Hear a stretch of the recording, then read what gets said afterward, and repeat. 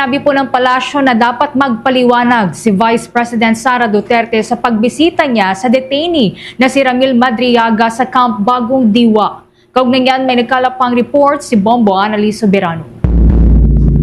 Inihayag ng Malacanang na si Vice President Sara Duterte ang nararapat na magpaliwanag sa lumutang na ulat kaugnay ng makailang beses niyang pagbisita umano sa Camp Bagong Diwa upang dalawin ang detainee na si Ramil Madriaga. Ayon kay Palace Press Officer Undersecretary Claire Castro, wala pang natatanggap na ulat ang Malacanang na anumang opisyal mula sa Bureau of Jail Management and Penology maging sa Department of Interior and Local Government na magpapatunay sa naturang alegasyon. Gayunpaman, binigyan din ni Castro na ang Vice President ang dapat tanungin sa mga nasabing akusasyon.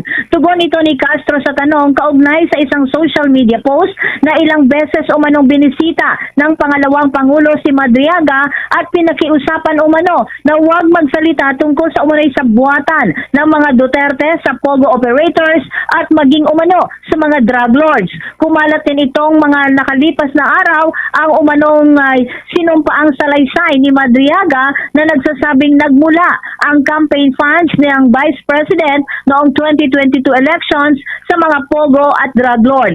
Nabatid na hanggang ngayon ay tahimik pa ang kampo ni Vice President Sara Duterte hinggil sa nasabing issue. Pakinggan natin si Palace Press Officer Undersecretary Claire Castro. Wala pa po rin na ibibigay sa atin kung anong update patungkol po dyan.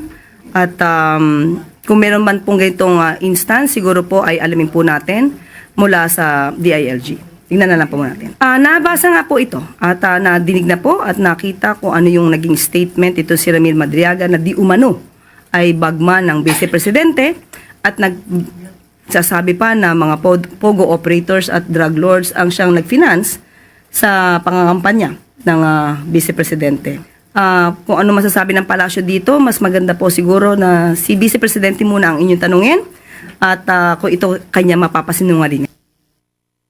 Samantala, kinontra din ng palasyo ang paratang na optics lamang ang hindi pag-certify ng Malacanang sa Anti-Political Dynasty Bill bilang urgent matapos punahin ng Akbayan Party List na propaganda lang umano ang apat na priority bills na isinusulong ng Pangulong Ferdinand Marcos Jr.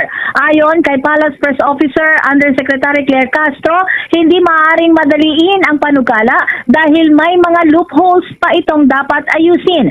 Giit pa ni Castro, paano iuutos ng Pangulo na mapadali ang pagpasa sa nasabing panukala gayong may mga usaping hindi dapat o may mga usaping pang dapat linisin.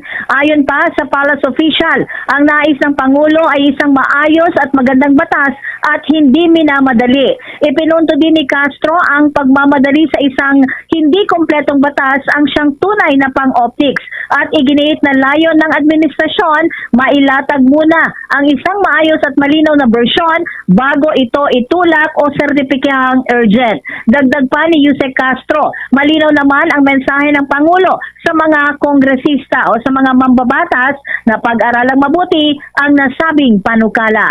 Muli si Palace Press Officer Undersecretary Claire Castro. May mga loopholes. So paano natin ito mapapadali? Paanong iuutos ng Pangulo na ito'y mapapadali? Kung may mga issues na dapat nalinisin, may mga issues na dapat maayos. Ang pagpapautos ba or rather request na araling mabuti bago magsagawa at maipasa ang batas na ito ay pang-optics lang? Hindi ba ang nais natin ay magandang batas? Hindi minamadali. Ang pagmamadali sa paggawa ng batas pero kulang, yan po ang para sa optics. Si Palace Press Officer Undersecretary Claire Castro. Mula sa Malacanang, Bombo Annalise Montaño Soberano nag-uulat. And this is Bombo Radio Philippines, the #1 and most trusted source of news and information. Basta Radio, Bombo! For the most trusted source of news and information, visit our website at www.bomboradio.com. Follow us on Bombo Radio mobile app, Facebook, YouTube, TikTok, and X, formerly Twitter.